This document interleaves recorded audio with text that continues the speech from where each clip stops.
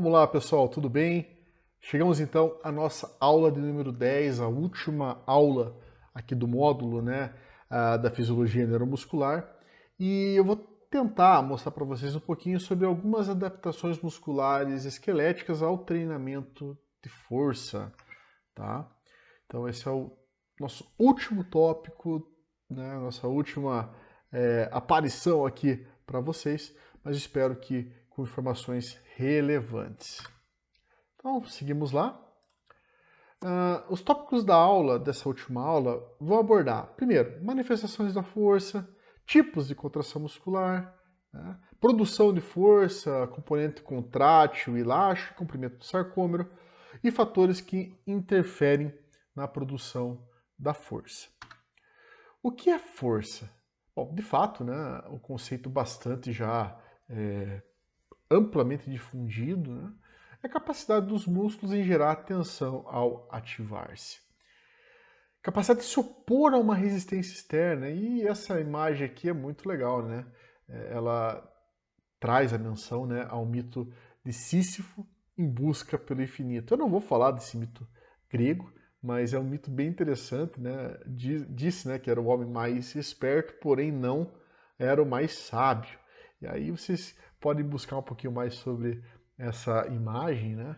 Que é bastante interessante a história. Mas de fato, o que eu quero trazer para vocês aqui nesse slide é justamente a capacidade do músculo em gerar tensão ao ativar-se, como sendo um conceito, né, válido aí para força. E como que a gente pode ter, né, de maneira bastante simples, as manifestações da força? Então a gente tem essas três manifestações. A força máxima, a força explosiva, que a gente pode entender como sendo a potência, e a resistência de força. Vamos falar um pouquinho de cada uma delas.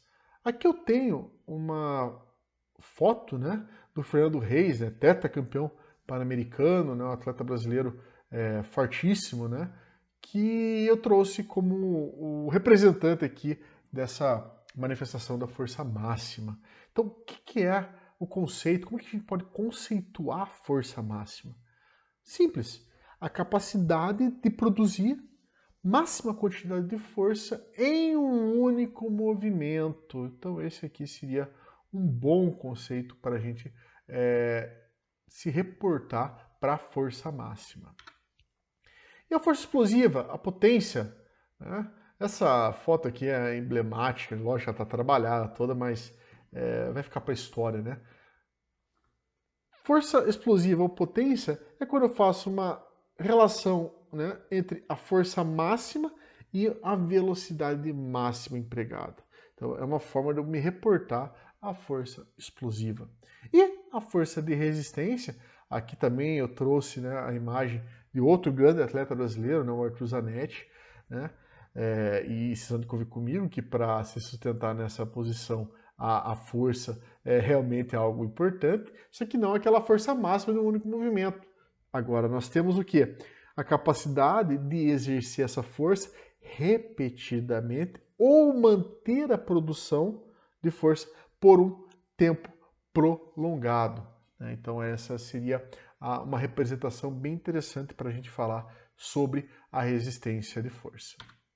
E aí é uma questão bastante plausível, né, que a gente pode se fazer como que o músculo produz então a força muscular? Bom, de fato, nesse primeiro momento a gente tem que entender primeiro, né, em relação à contração e ação muscular, como que a gente pode classificar, né, esses movimentos. Então a gente tem a contração ou ação muscular dinâmica e a contração ou ação muscular estática. Então aqui imagens do livro do Fox, um livro de fisiologia bastante tradicional, né, que mostra aqui a contração concêntrica enquanto o livro se levanta, né? Então o jovem pegou um livro e está levantando esse livro, né, fazendo uma flexão aqui do cotovelo, né, flexão fazendo com que a gente perceba que o ângulo articular diminuiu, a gente tem esse sentido do movimento, caracterizando uma ação concêntrica, né? Nessa imagem central, a gente traz a concentração excêntrica enquanto o livro se abaixa. Então, um movimento que aumenta a amplitude articular, né? Então, aqui o sentido do movimento, e você tem uma produção, uma contração ou uma ação muscular excêntrica. Enquanto a estática, basicamente, o indivíduo aqui está sustentando o livro, né, fazendo uma contração isométrica, né, perceba que não ocorre movimento. Então, o que a gente tem, né, para falar um pouquinho sobre essas condições de contração é que a gente tem na estática uma manutenção do comprimento do sarcômero. Perceba, se eu não tenho contração com movimento, basicamente aqui o sarcômero está produzindo força, mas eu não tenho comprimento do sarcômero, né, de fato. Enquanto nas dinâmicas, ambas com movimento articular, né, na concêntrica ocorrendo ali o encurtamento do sarcômetro e na excêntrica ocorre o alongamento do sarcômetro, então são características relevantes para essas condições de ação ou contração muscular. Beleza. Então, em relação a isso, a gente tem então esses tipos de contração, né, que a gente acabou de mostrar. Isométrica, excêntrica e concêntrica. Na concêntrica, né, vamos começar pela letra A, né, é mais didático fazer dessa forma. Né, na isométrica, o que a gente tem? O músculo ele fica em um comprimento intermediário, né, não está nem alongado e nem tão encurtado, não havendo variação aparente no comprimento total. Aqui na letra B, na ação concêntrica, o músculo diminui seu comprimento gradativamente, ou seja, ele encurta. E na excêntrica, né, no tipo de contração excêntrica, o músculo ele aumenta seu comprimento progressivamente até o limite, sem gerar lesão, sendo o músculo alongado.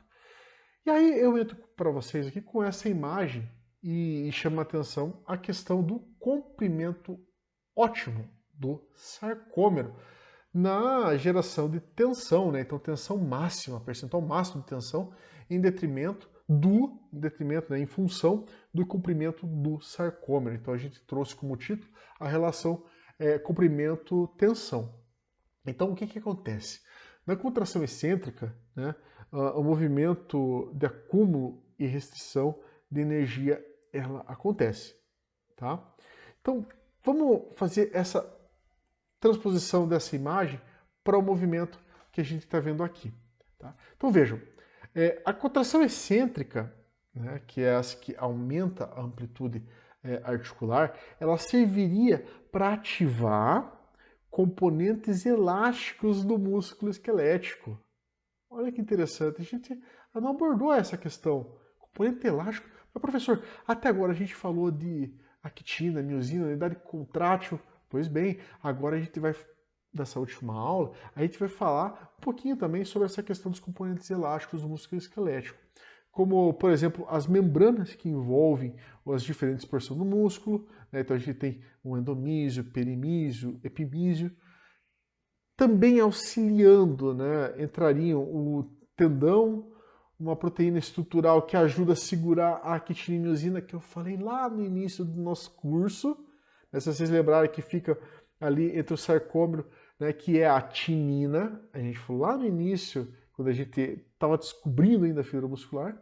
E nessa relação de acúmulo de energia, a contração excêntrica ela seria uma preparação para a contração concêntrica. Né? Então, na excêntrica a gente teria uma maior geração de tensão, né, e seria restituída pela contração concêntrica, otimizando o movimento. Né?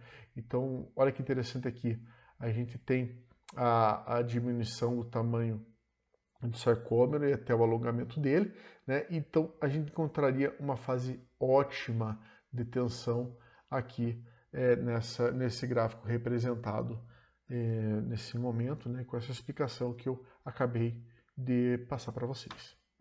Pois bem, a proteína estrutural tinina. Então, se vocês se recordarem, eu peguei lá de uma aula inicial nossa essa imagem, né, do livro do Fox também, né, como eu falei, um livro de fisiologia bastante conceitual, né? E a gente tem aqui com essa imagem, eu trago para vocês a informação de que a produção de força ela pode sim ocorrer a partir de componentes elásticos, tá? A tinina ela é uma proteína estrutural, ela ajuda na manutenção do arranjo aqui do sarcômero, né? E junto com o tendão do músculo, forma o componente elástico em série que acumula energia. Então, isso é um dado bastante interessante que a gente pode buscar nos livros de fisiologia, tá? E essa produção de força a partir de componentes elásticos, né, como eu acabei de falar da proteína estrutural, ela ajudará onde? Na manutenção, né, desse componente energético, né, a partir das contrações que podem acontecer. Então aqui, pessoal, acabei de mencionar para vocês, né, o perimísio, o epimísio, o endomísio, né, que fazem parte do tecido conjuntivo, né, são membranas do tecido e elas envolvem, né, diferentes porções do músculo, como a gente pode ver nessa imagem, né, e elas formam o que a gente chama também de componente elástico em paralelo, ou seja, elas vão ajudar no acúmulo de energia elástica, né, da musculatura. Então, esse gráfico, eu gosto bastante dele, porque ele mostra o seguinte, olha, até certo ponto eu tenho a ativação tensional, né, a tensão ativa, né, advinda de contração que tem o encurtamento do sarcômero, né, uma contração excêntrica, por exemplo. No entanto, para me manter numa tensão por mais tempo, em algum momento, né, no caso que no gráfico ele nos mostra, eu passo a ter uma contribuição da tensão passiva que acumulou energia, né, que acumula energia, essa energia elástica, resultando, né, na tensão total, no aumento de tensão total dessa musculatura ativa. Então, esse título, aumento de tensão, não é à toa, é justamente para mostrar que a tensão total suportada pelo músculo, ela basicamente vai ser o quê? A soma da tensão ativa mais a soma dos componentes passivos, vamos dizer assim, que seriam então os componentes elásticos, como ali o tecido conjuntivo, tendões, né? E também as proteínas estruturais, como é o caso da tinina. E que fatores podem influenciar na produção da força? Então, basicamente, a gente elenca para vocês aqui a questão relacionada à idade, tipo de treinamento, nível de treinamento, né, sexo, grupo muscular e também variáveis de treino, como duração, intensidade, frequência, volume, intervalo. Tá? E quando a gente fala na fatores que influenciam essa produção de força, é legal da gente trazer também um pouquinho acerca de alguns fatores genéticos que podem influenciar nisso, né? As responsividades dos fatores genéticos. Então esse é um trabalho que foi publicado em 2003, né, que mostrou para nós aqui alterações na sequência do DNA, né, que podem ser determinantes para a produção de força. Nesse artigo, tá? Nesse artigo, a alteração na sequência da proteína estrutural alfa-actinina 3, que é essa ACTN3, né, a alfa-actinina 3, ela modificou o padrão, ou ela pode modificar o padrão da produção da força. Então, no caso, as pessoas que não têm, né, a alfa-actinina 3, além de perder esse auxílio na estrutura do sarcômero, o que não seria tão importante, pois nós temos outras proteínas que fazem essa função, acabam não produzindo tanta força porque a alfa-actinina 3 nas fibras do tipo 2 auxilia na geração de força. Então, analisando essa figura, né, quando a gente olha para atletas olímpicos, né, para atletas olímpicos de elite performática, por assim dizer, e identifica, né, a frequência desses fenótipos, né, a actinina 3, alfa-actinina 3, o que a gente tem? Bom, aqui as barras, né, com coloração preta, o XX aqui que a gente pode dizer, não tem a alfa-actinina 3, tranquilo? Já a RX, que tem a coloração em cinza, ela tem pouca quantidade desse fenótipo, né, da alfa-actina 3.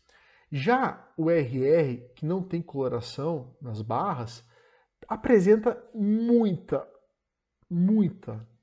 alfa-actina 3. Então, os três fenótipos estão representados, né, estão presentes em atletas que têm predominância aeróbia, ou seja, uma resistência aeróbia maior. Olha que coisa bacana isso. Quer dizer, uma alteração na sequência do DNA, baseado nesse fenótipo alfa-actinina 3, né, não está presente, né, em atletas que, pela característica das modalidades deles, apresentam uma alta produção de força, enquanto sim está presente nos atletas de endurance. Bacana isso, né? O que isso pode trazer para nós no sentido prático? Pode simbolizar, então, que do ponto de vista genético, essa responsabilidade, né, de fatores genéticos pode se influenciar na produção de força. Esse estudo ele mostra isso em atletas de elite. Quer dizer, tendo a presença da alfa-actinina 3, aparentemente o indivíduo é mais apto a esportes de endurance. E quando não tem essa alteração do DNA, né, dita alfa-actinina 3, aí sim é um atleta que pode chegar a ter um desempenho melhorado ou otimizado para esportes de força. Então esse artigo é bem interessante nesse sentido. Aqui eu trago para vocês a relação tamanho do músculo, né, homens e mulheres. Então, basicamente, não é um dado novo, né? São gráficos aí que pegaram por base homens e mulheres com recordes mundiais do levantamento de peso no ano de 1997, né?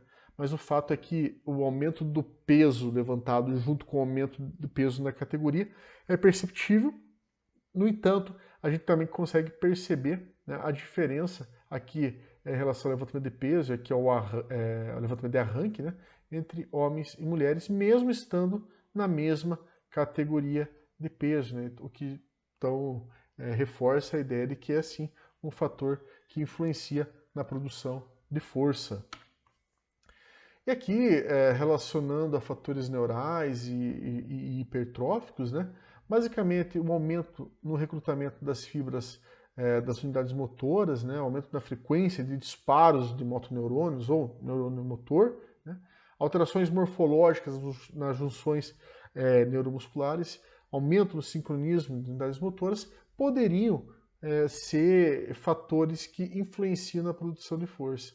Então, isso é perceptível em resposta ao treinamento de força também. Beleza, pessoal? Pois bem, nós estamos caminhando aqui então para o final da nossa aula de número 10, adaptações musculares e esqueléticas ao treinamento de força. Queria dizer que foi bastante gratificante preparar esse material, desse módulo para passar para vocês. Vocês podem ter percebido que nós não abordamos, né, em momento algum, aspectos relacionados à avaliação neuromuscular, a gente não falou de treinamento neuromuscular, porque esses são temas alvos de outra disciplina. Então, a minha disciplina eu fiquei estritamente inclinado a trabalhar a fisiologia neuromuscular mesmo, né? Então, a gente conheceu as diversas nuances da musculatura esquelética, que é o alvo principal do nosso estudo, né? E também a gente falou, definiu muito bem contração muscular, definiu de maneira bastante tranquila, né, os tipos de fibras, características das fibras musculares, fizemos a introdução ao sistema muscular, sistema nervoso, falamos ali sobre as sinapses, comentamos sobre a comunicação, né, que acontece dos motoneurônios, né, e da musculatura, da formação da unidade, das unidades motoras. Então eu espero que eu tenha conseguido contribuir de alguma maneira com a formação de vocês, né? E obviamente que eu mais uma vez me coloco à disposição. Entre em contato se achar assim necessário e a gente vai responder da melhor maneira possível e da forma mais rápida possível também. Beleza, pessoal? Um forte abraço a todos e excelente continuidade nos estudos. E vamos lá, até a próxima.